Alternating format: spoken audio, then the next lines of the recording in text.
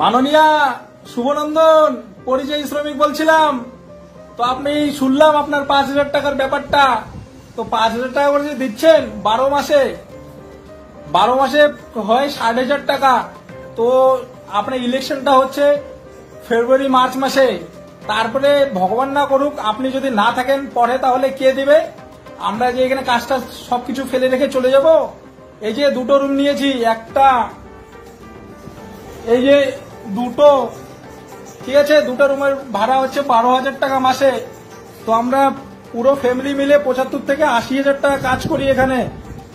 তো বাড়ি গেলে তিনজনের হয় 15,000 টাকা, ঠিক আছে। তো তার সাথে ইলেকট্রিক বিল, খাওয়া দাওয়া, এভরিথিং হাবিজাবি নিয়ে আরো খরচা বেড়ে যাবে। তো 15,000 টাকাতে কি হবে মাননীয়া? তার জন্য বলছি কাজ দিন, কাজ যোগ্যতা অনুযায়ী কাজ দিন, ঠিক আছে।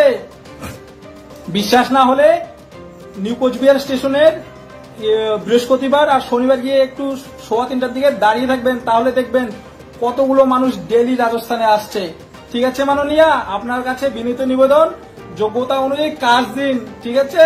শুভনন্দন।